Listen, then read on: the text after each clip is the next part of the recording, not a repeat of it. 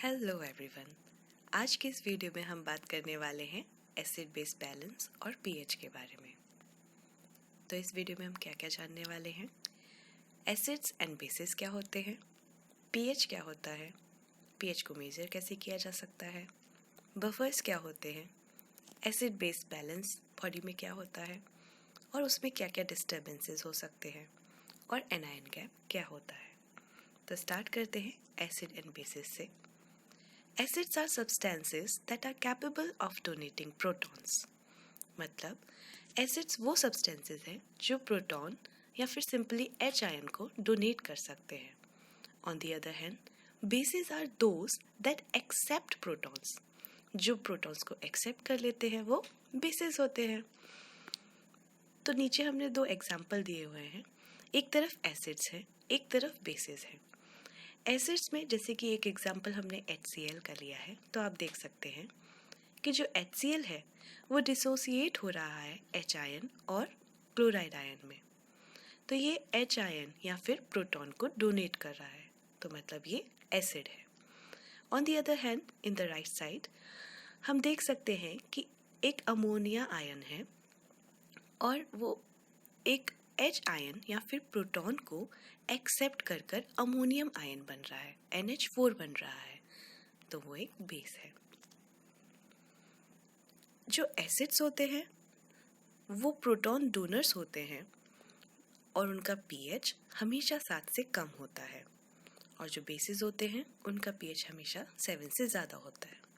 इसको हम इस तरीके से भी कह सकते हैं, दो substances or solutions which have pH less than 7 are acids, and those solutions which have pH more than 7 are bases। इस डायग्राम में हम देख सकते हैं कि H ion concentration versus pH का एक ये रिप्रेजेंटेशन है जो कि इनवर्स रिलेशनशिप दिखाता है between the H ion concentration and pH। इसमें हम देख सकते हैं कि जब 1 मोल पर लीटर H आयन है तो pH 0 है, और जिस जिस तरह से हमारा H आयन कॉन्सेंट्रेशन कम होता जा रहा है pH बढ़ता जा रहा है। 10⁻⁻² H आयन कॉन्सेंट्रेशन पर pH 2 हो गया, 0 से बढ़ के 2 हो गया। धीरे धीरे 10⁻⁴ पर जो H आयन कॉन्सेंट्रेशन था उस पर pH 4 हो गया, और नीचे आते हैं, देखते हैं 10⁻⁻10 पर, 10⁻⁻12 पर, 10⁻⁻14 पर। जैसे जैसे हमारा H आयन कॉन्सेंट्रेशन कम होता जा रहा है pH बढ़ता जा रहा है। अब हमने ये तो जान लिया कि एसिड्स और बेसिस क्या होते हैं। एसिड्स वो जो प्रोटॉन्स को डोनेट करेंगे और बेसिस वो जो प्रोटॉन्स को एक्सेप्ट करेंगे। बट एसिड्स भी दो में क्लासिफाइड हैं, weak acids and strong acids.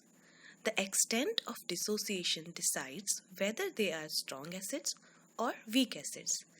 जिस तरीके से वो अपने आयंस में डिसोसिएट होंगे वही उनकी प्रॉपर्टी डिसाइड करेगी, either they are strong acids और वीक एसिड्स। कैसे?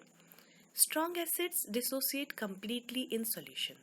जो स्ट्रॉन्ग एसिड्स होंगे वो कम्प्लीटली डिसॉल्व हो जाएंगे, मतलब वो अपना पूरा का पूरा H आयन कॉन्सेंट्रेशन या फिर प्रोटॉन्स डोनेट कर देंगे।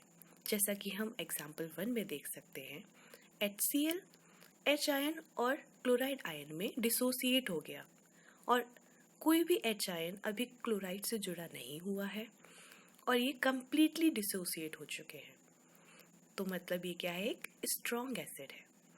But in the example 2 we can see कि जो H2CO3 है वो H आयन और बाइकार्बोनेट आयन में डिसोसिएट हो रहा है, बट यू कैन सी कि अभी भी HCO3 मतलब एक H आयन या फिर एक प्रोटॉन अभी भी उसमें एसोसिएटेड है CO2 या CO3 ग्रुप के साथ, और केवल उसने अपना एक प्रोटॉन डोनेट किया है, दैट इज पार्शियल डोनेशन, या फिर हम कह सकते हैं कि इनकम्प्लीट आयनाइजेशन। तो वो क्या हो गया, एक वीक एसिड हो गया। तो सिंपली वीक एसिड्स क्या होते हैं, जो आयोनाइज इनकम्प्लीटली होंगे या फिर उनमें पार्शियल डिसोसिएशन होगा। और स्ट्रॉन्ग एसिड्स क्या होंगे? जो कंप्लीटली डिसोसिएट हो जाएंगे।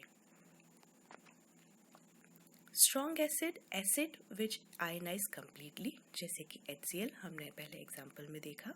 और वीक एसिड जो इनकम्प्लीटली आयनाइज होंगे, मतलब कि वो प्रोटॉन कंप्लीटली डोनेट नहीं करेंगे अपना, उनके पास अपने लिए भी बचा कर रखेंगे। अब पीएच के बारे में बात करेंगे। तो पीएच क्या होता है?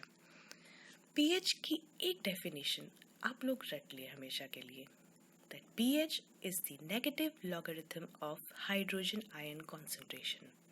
जैसा कि मैंने आपको उस डायग्राम में दिखाया था कि इन दोनों का इन्वर्स रिलेशनशिप है, किसका? pH और हाइड्रोजन आयन कॉन्सेंट्रेशन का।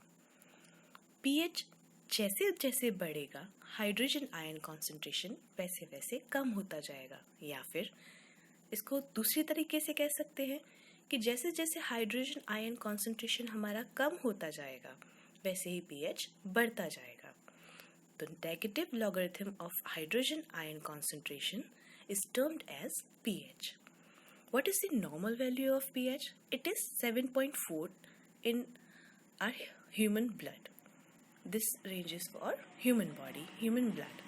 And the range is 7.35 to 7.45 and approximately it is 7.4 or an average range.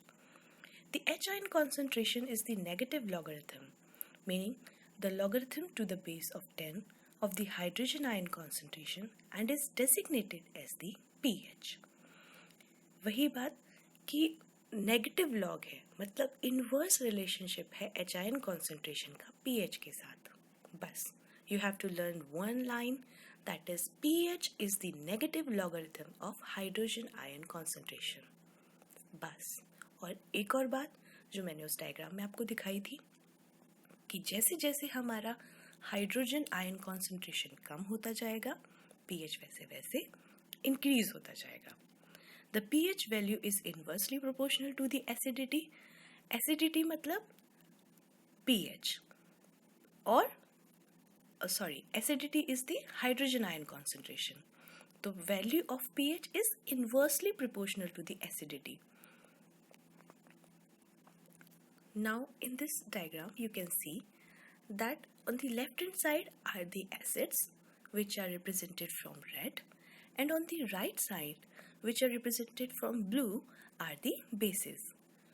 तो बैटरी के एसिड में क्या होता है? pH 0 होता है, मतलब हाइड्रोजन आयन कॉन्सेंट्रेशन उसमें कितना होगा?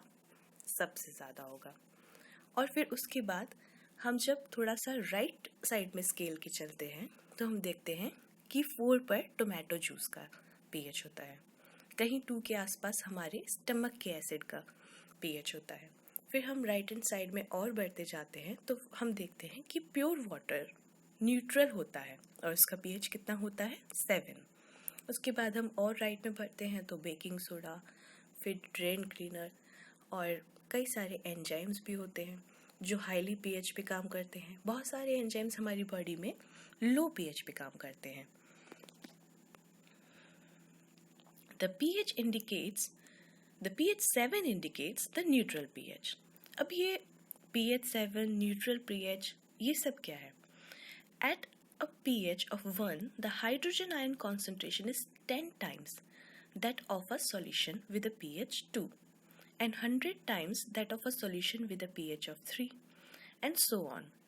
When the hydrogen ion concentration is 100 nanomoles per liter is the pH 7।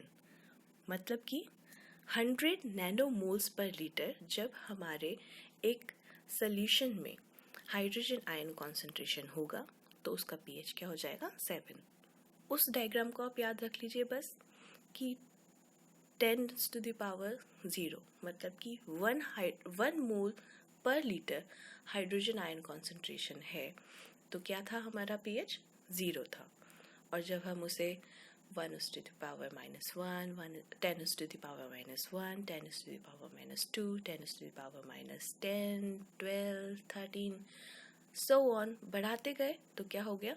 हम 10 टाइम्स बढ़ा रहे हैं तो एक pH बढ़ा रहे हैं। 10 टाइम्स बढ़ा रहे हैं तो 1 pH बढ़ा रहे हैं, 100 टाइम्स बढ़ा रहे हैं तो 2 pH बढ़ा रहे हैं। हर बार हम into 10 करते जाएंगे और pH एक एक बढ़ता जाएगा।